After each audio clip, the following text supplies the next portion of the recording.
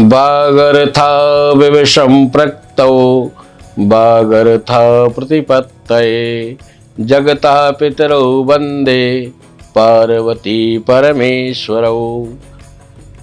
मैं आचार्य कमलेश मिश्र बोल रहा हूँ। दीपावली के शुभ महापर्व के उपलक्ष्य में मैं कुछ अहम बातें जो हमें ज्ञात नहीं हैं। सनातन धर्म जो है एक इतना बड़ा विस्तार है इस धर्म का कि इसको ना तो नापा तोला जा सकता और ना ही पढ़ा जा सकता है, ना ही पूर्ण ज्ञान के हम लोग अधिकारी हो पाते हैं, क्योंकि ये सागर है।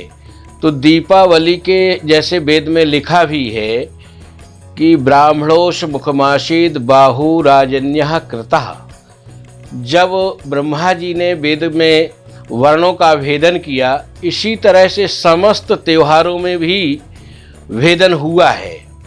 तो जैसे वर्तमान समय में दीपावली है, जो इस दीपावली में जो हमारे समक्ष में जो त्यौहार आ रहा है दीपावली, ये दीपावली वैश्य समाज का त्यौहार है। इसमें महालक्ष्मी का प्रादुर्भाव होता है, महालक्ष्मी का पूजन होता है और सभी लोग मिलकर के इस त्यौहार को बड़े हर्ष और उल्लास के साथ में मनाते हैं। एक हमारे सनातन धर्म में 4 दीपावली हैं, जिसको हम जानते एक ही दीपावली, इसी पर्व को जानते कि ये दीपावली हमारे पास में आ गई है। होली सभी लोग जानते हैं, विजयादशमी सभी लोग जानते हैं और रक्षाबंधन का त्यौहार सभी लोग जानते हैं। मूलतः रक्षाबंधन का जो त्यौहार है वो ब्राह्मणों की दीपावली है और विजयादशमी जो है वो क्षत्रिय वंशज की दीपावली है और जो ये दीपावली सामने है वो वैश्य वंशावली की दीपावली है और जो होली महोत्सव हम लोग मनाते हैं वो शूद्र वंशावली की दीपावली मानी गई है। दीपावली में वैसे तो शास्त्रों में यही उल्लेख आया है कि भगवान राम जब विजय प्राप्त करके आए तो लोगों ने दीपावली जब वापस आए तो दीपक से उनका हर्ष और उल्लास के साथ में उन्होंने स्वागत किया, तो दीपावली का पर्व मनाया गया। लेकिन वास्तविक अगर देखा जाए तो ये चारों दीपावली हमारे पर्व में अति आवश्यक है, हम सभी लोग मिलजुल करके मनाते हैं। सनातन धर्म में क्या है कि सभी लोगों को अंगीकरण, किसी का भी कोई त्यौहार पर्व महापर्व जैसा भी पड़े उसको सभी लोग सभी वर्ण मनाते हैं। तो ये एक अच्छा सूचक है और अच्छा है, लेकिन हमें जानकारी होना चाहिए, ज्ञात होना चाहिए कि क्या है और कैसे हमारे कौन कौन से पर्व हैं और कब कब आते हैं और कब कब हमें इन्हें मनाना चाहिए। अगर हम शास्त्र पथ मार्ग पर चलते हैं तो हमें देखने के लिए मिलेगी, और मनगढ़ंत कहानी से अगर चलते हैं तो त्यौहार आ गया, दीपक जला लिए और पूजन पाठ करके और चल दिए। दीपावली में के पश्चात में एक यम द्वितीया आती है जिसमें भाई का बहन तिलक करती है, लेकिन कहाँ करना चाहिए और कैसे करना चाहिए। भाई का तिलक जो है यम द्वितीया पर यमुना के तट पर करना चाहिए, यमुना के तट पर खड़े होकर के और तिलक करना चाहिए। तो भाई की जो आयु है वो दीर्घजीवी बनाता है। तो ऐसा भी है, लेकिन अब आजकल फैसिलिटी ना होने के कारण जैसे मर्जी सुविधा मिली और उसी तरह से कर लिया, तो पर्व नहीं है। पर्व तो पर्व के भांति से अगर मनाया जाएगा तो पर्व कहेंगे। आजकल सब लोग जो है ना टीवी चैनल के माध्यम से बहुत सारी चीज़ों को पढ़ लेते, समझ लेते हैं, तो शास्त्र खुलता ही हम लोगों को खोलने की आवश्यकता ही नहीं पड़ती है। अब वो सत्य है या असत्य है हम लोग देखेंगे या आप लोग हमसे पूछने आएंगे तो हम बताएंगे, तब पंचांग खोलेंगे। आजकल प्रायः पंचांगों का लोप कर दिया गया है। क्यों कर दिया गया है कि टीवी चैनल से यूट्यूब पर देख करके और सभी लोग उसी को सच मान करके वो चल देते हैं, जबकि ये ऐसा नहीं है। कोई ज़रूरी नहीं है कि मैं सारी चीज़ें सत्य ही बोल रहा हूँ, लेकिन मैं शास्त्र के माध्यम से, शास्त्र के मार्ग पर जो भी बोला जाएगा वो सत्य ही है। कहीं भी आप खोज लीजिए, कहीं ढूंढ लीजिए, उसको वो आप मिलेगा। और अगर आप यूट्यूब के चैनल पे के भरोसे रहेंगे तो महापर्व के आपको जो पावन पर्व है उस पर्व का आपको जो है ना जो भावार्थ मिलना चाहिए वो आपको प्राप्त नहीं हो पाएगा। मानव जीवन है, मानव जीवन को कृतार्थ करने के लिए ये महापर्व मनाए गए हैं कि इसमें आप धर्म करिए, कर्म करिए। तो धर्म तो करते हैं, लेकिन वो धर्म केवल एक पूर्ति के नाम पे है। धर्म श्रद्धा और विश्वास के नाम पे नहीं है। कि श्रद्धा के साथ में करना चाहिए और विश्वास के साथ में करना चाहिए, तभी धर्म का उल्लेख माना जाएगा कि आपने धर्म किया है। अगर मानसिक तौर पे अगर आप धर्म करेंगे तो ऐसा धर्म आपका अमान्य है, मान्य नहीं है। सबके साथ में जैसा सब लोग कर रहे हैं उसी तरह से हम लोग भी करेंगे तो फिर हम में और आप में कोई फर्क नहीं। पर शास्त्र किस लिए मानते हैं? शास्त्र की गरिमा कहाँ है? तो ये बहुत सारे ऐसे कारण हैं जो कारण लोग समझना नहीं चाहते हैं और सीधे उपचार पर चले जाते हैं। तो जब कारण का मूल नहीं समझेंगे तो उपचार में हमें फायदा कैसे मिलेगा? कभी नहीं मिल सकता, संभव ही नहीं है। तो दीपावली में धन्वंतरि का अवतार है और जो है ना, इसमें कुबेर का पूजन होता है, महालक्ष्मी का पूजन होता है, गणेश आदि का पूजन होता है, वरुण आदि का पूजन होता है।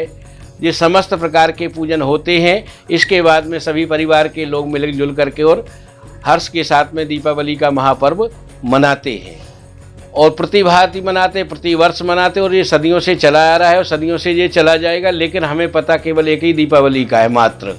तो मैं ये चाहूँगा आपके चैनल के माध्यम से कि इस चारों दीपावली के पर्व में चारों वर्ण को जानकारी होना चाहिए, ताकि वो वर्ण जिस वर्ण की दीपावली है, जैसे हम लोगों का रक्षाबंधन का पर्व है, उसमें हम लोग दीपावली मनाते हैं, अपना क्षौर कर्म कराते हैं, यज्ञोपवीत संस्कार इत्यादि जो भी है सारी चीज़ें करते हैं और हर्ष के साथ में दीपावली का पर्व मनाते हैं। इसी तरह से वैश्य समाज इस दीपावली में बड़ी खुशियों के साथ, धूमधाम के साथ में, श्रद्धा के साथ में वो लोग दीपावली मनाते हैं।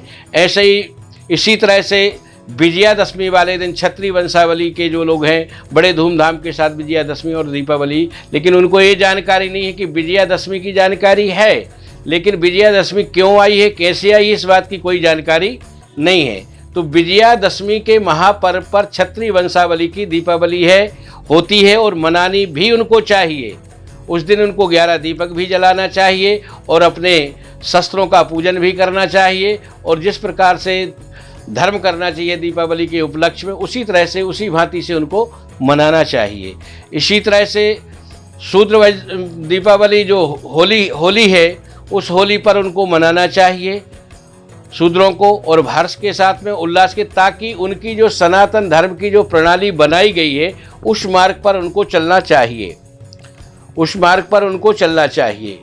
तो ऐसा करके चारों वर्ण की दीपावली के पर्व में, महापर्व के विषय में मैं आप लोगों को बता रहा हूं, ताकि ये जन समूह तक के दीपावली के पर्व के विषय में सभी लोग जानें और सभी वर्णों के विषय में जानें, ताकि दीपावली ये जो मनाते हैं, विजयादशमी आई, क्षत्रियों ने हथियारों में अपने शस्त्रों में पूजन करके और छोड़ दिया, तो उनको 11 दीपक भी जलाना चाहिए, 5 दीपक देसी घी के जलाना चाहिए और बाकी दीपक उनको तेल के जलाना चाहिए। इसमें एक यम का भी दीपक साथ में जलाना चाहिए, जैसे इस दीपावली में जलाते हैं उसी तरह से विजयादशमी में भी जलाना चाहिए। इसी तरह से होली पर्व में भी मनाना चाहिए। अब एक विषय, कई जगह ऐसा विद्वानों का मत भी आया है कि रक्षाबंधन का त्यौहार जो है वो दिन में क्यों मनाते, दीपावली तो रात्रि में मनाते हैं। भाई होलिका दहन भी रात्रि में होता है, विजयादशमी का महापर्व भी रात्रि में लोग मनाते हैं, लेकिन अब ले दे करके एक बचता है कि ब्राह्मण जो है दिन में क्यों, रक्षाबंधन के उपलक्ष्य में जो है दिन में क्यों मनाते हैं। तो इसमें कहा ब्राह्मणोस मुखमासी, ब्राह्मण जो है उसके लिए दिन और रात्रि और सब समांतर हैं, वो कभी भी मना सकता, किसी भी त्यौहार को, किसी भी पर्व को शास्त्र के पथ मार्ग से वो मना सकता है, इसलिए वो दिन का पर्व मना लेते हैं। उसमें श्रावणी उपाकर्म बोलते हैं उसको हम लोग, उस दीपावली को हम लोग श्रावणी उपाकर्म के नाम से जानते हैं और दूसरों को भी बताते हैं। तो वो दिन का पर्व माना जाता है, जिसमें क्षौर कर्म इत्यादि, गोबर इत्यादि, पंचगव्य का पान करते हैं, शरीर में गोबर इत्यादि का लेपन करते हैं, पंचगव्य का लेपन करते हैं। इसके बाद में फिर सारे नित्य कर्म करके और दीपावली में हम लोग उसको मनाते बड़े हर्ष के साथ में। मैंने आपको 4 दीपावली के पर्व के विषय में बताया है। अब चारों के महत्व के विषय में आप लोग जो मेरे से पूछ रहे हैं उसके लिए मैं बता दे रहा हूँ।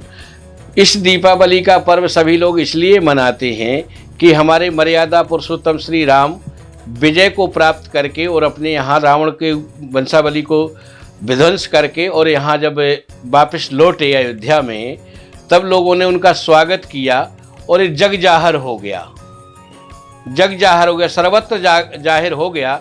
इस वजह से इस महापर्व को सभी लोग बड़े हर्ष और उल्लास के साथ में मनाते हैं कि हमारे देश के ऊपर विजय की प्राप्ति हुई थी। इसी तरह से महत्व सबके बराबर हैं, ऐसा नहीं है कि इस दीपावली का अधिक है उस दीपावली का कम है, सबके महत्व बराबर हैं। लेकिन हमें जानकारी पूर्ण तरह से इसी पर्व के विषय में है, इसी दीपावली के विषय में। अन्य दीपावलियों के विषय में आप लोगों ने कभी नाम सुना कि 4 दीपावली होती हैं? कभी आप लोगों ने सुना इस बात को? माना है आप लोगों ने? नहीं माना ना, ज्ञात ही नहीं था तो मनाएंगे कहाँ से? अगर हमें जानकारी हो तो हम उसको मनाते। रक्षाबंधन भी बड़े हर्ष उल्लास के साथ में मनाते हैं, होली भी उल्लास के साथ में मनाते हैं, विजयादशमी को भी उल्लास के साथ में मनाते हैं।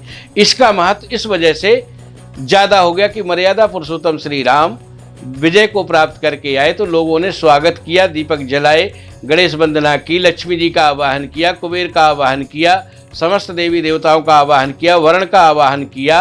तो इसलिए वो पर्व महान लोग सभी लोगों को ज्ञात हो गया और मनाने लग गए। मैं चाहता हूँ कि सनातन धर्म को, जितने भी सनातन धर्म प्रेमी हैं, उनको अपने पर्वों का, जो महान पर्व हैं, उन पर्वों के विषय में पूर्ण जानकारी होना चाहिए। अगर नहीं हो रही है तो पर्व मनाने के पूर्ण उसकी जानकारी को यत्र तत्र जहाँ प्राप्त हो सकती है उसको पूछें और उसी हिसाब से मनाएं, ताकि मार्ग स्वच्छ बना रहे परिवार का। नहीं तो हम कहाँ गए थे, कहीं नहीं, क्या लाए, कुछ नहीं, खाली हाथ आए थे और खाली हाथ चले गए। हमें अपने धर्म के विषय में ही पता नहीं, मनुष्य हैं हम, लेकिन हमें ज्ञान नहीं है। इसलिए नहीं है कि हमने उस ज्ञान को कभी जानने की कोशिश ही नहीं की। ज्योतिष में आ गए, फलानी राशि पे ये चल रहा, फलानी राशि पे ये चल रहा, यूट्यूब पे सुन लिया और उसको मना गए और बाद में कुछ करना ही नहीं है। पंडित जी हमने तो ऐसा सुना, ऐसा सुना। भैया सुना है तो वहाँ जाइए। और जितने भी ये यूट्यूब चैनल पे के माध्यम से जो जनता को जो बता रहे हैं कि फलाना ऐसा है, ढिकाना ऐसा है, इनसे पूछा जाए कि भैया कौन से शास्त्र से आप लोग इस विषय को ले रहे हैं, कहाँ से आप बता रहे हैं। फलाना उपाय ऐसा कर लीजिए ऐसा हो जाएगा, ढिकाना उपाय ऐसा कर लीजिए ऐसा हो जाएगा। इससे कभी ऐसा हो जाएगा? कभी संभव ही नहीं है। जब तक आप कर्म नहीं करेंगे तब तक आप फल की प्राप्ति कैसे ले सकते हैं? असंभव है, हो ही नहीं सकता है। बहुत सारी ऐसी चीज़ें हैं जो मैं नहीं बोलना चाहूँगा, लेकिन मेरा सिर्फ एक उद्देश्य ऐसे ही इसी प्रकार से था कि मैं चारों दीपावली के पर्व के विषय में आप लोगों के चैनल के माध्यम से जनता तक अगर पहुंचा सकते तो इसको पहुंचाएं, ताकि इसका सभी लोग खोज करें कि ये 4 दीपावली कहाँ से आई और कैसे आई। तो फिर मैं इसके विषय में विस्तार से आगे आपको पूर्ण विस्तार करके बताऊंगा कि ये फलानी जगह लिखा हुआ है, ऐसा लिखा हुआ है, ऐसा मनाना चाहिए। तो जब तक हम शास्त्र में नहीं देख लें तब तक हमें किसी पर्व का मनाने का अधिकार नहीं है। मनगढ़ंत कहानी से नहीं चलेगा पर्व शास्त्र के विधान से ही चलेगा, सनातन धर्म के विधान से ही चलेगा। एक देश रीति, एक कुल रीति, एक दंत रीति और एक शास्त्र रीति, चारों वर्ण हैं, 4 रीतियाँ हैं। तो वर्ण भी आप किसी भी वर्ण में घुस जाते, किसी भी रीति में घुस जाते, तो इससे आपके वंशावली का विस्तार कहीं ना कहीं अवरोधक में आएगा ही आएगा। इसमें किसी प्रकार का संदेह नहीं समझना चाहिए। हर हर महादेव।